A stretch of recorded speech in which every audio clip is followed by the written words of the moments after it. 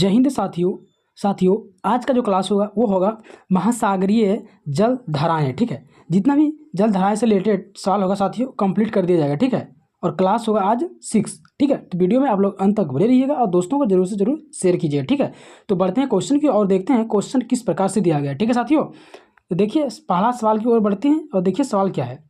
बहुत ही इंपॉर्टेंट सवाल रहेगा साथियों, महासागरीय जल धाराएं से रिलेटेड। ठीक है, देखिए पहला सवाल है, बहुत इंपॉर्टेंट सवाल है साथियों, बहुत बार एग्जाम में पूछा भी गया है। ठीक है, देखिए सवाल है, विश्व की सबसे तेज बहने वाली महासागरीय जलधारा है तो कौन है साथियों?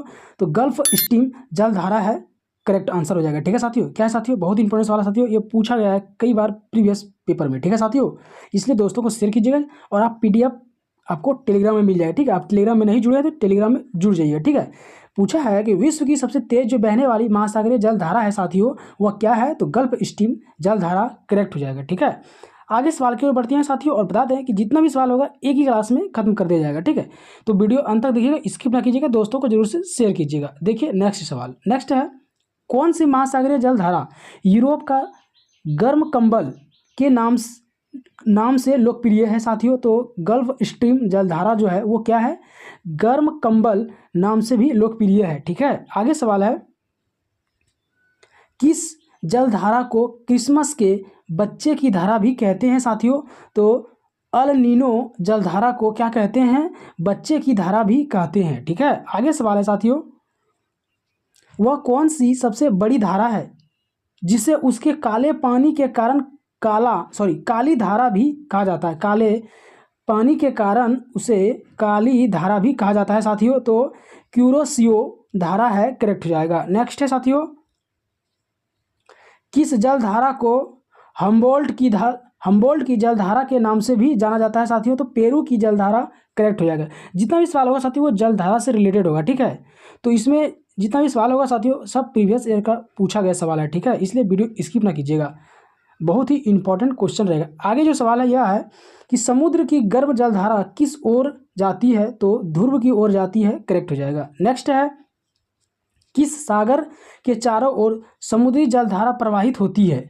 तो सारगैसों सागर, करेक्ट हो जाएगा। नेक्स्ट है, डैश जलधारा दक्षिण गोलार्ध में बहती है। डैश जलधारा जो है साथियों वह क्या है? दक्षिण गोलार्ध में बहती है, तो हम्बोल्ट धारा के कारण बहती है, करेक्ट हो जाएगा। नेक्स्ट है, गल्फ स्ट्रीम धारा की जो उत्पत्ति होती है वो किससे होती है? तो मैक्सिको की खाड़ी में होती है, करेक्ट हो जाएगा। नेक्स्ट है साथियों, एल नीनो जलधारा कहाँ प्रकट होती है? एल नीनो जलधारा जो है साथियों वो कहाँ प्रकट होती है? तो पेरू के तट पर, करेक्ट हो जाएगा। नेक्स्ट है साथियों, चिली और पेरू के तट से दूर शीतजल के अप्रवाह से बनी धारा क्या कहलाती है? तो हम्बोल्ट धारा कहलाती है, करेक्ट हो जाएगा। नेक्स्ट है साथियों, उत्तरी अमेरिका में न्यूफाउलैंड के पास का समुद्री भाग प्राय कुहरे से घिरा रहता है, इसका क्या कारण है? तो साथियों इसके निकट गल्फ स्ट्रीम नामक गर्म तथा लेब्राडोर नामक ठंडी धारा का मेल होता है। ठीक है, आगे है, महासागर की जलधाराओं का एक असर यह होता है, क्या होता है? कि जल को साफ रखती है, करेक्ट हो जाएगा। नेक्स्ट है साथियों, तीन गर्म समुद्र जल धाराएं क्या है? तो गल्फ स्ट्रीम है, ठीक है, और मोजाम्बिक और तीसरा है ब्राज़ील। ठीक है, क्या है? तो तीन गर्म जल धारा है साथियों, कौन कौन? तो गल्फ स्ट्रीम है और मोजाम्बिक है और ब्राज़ील है गर्म जलधारा। आगे है सवाल साथियों, स्कैंडिनेविया जो है साथियों किस देश के उच्च अक्षांशों में स्थित है? समान अक्षांश में स्थित देशों के भूभाग जड़े में बर्फ से जम जाते हैं परंतु नॉर्वे के तट पर स्थित बंदरगाह नहीं जमते हैं, इसका क्या कारण है साथियों? तो उत्तरी अंध महासागरीय गर्म जलधारा इस तट के पास से बहती है।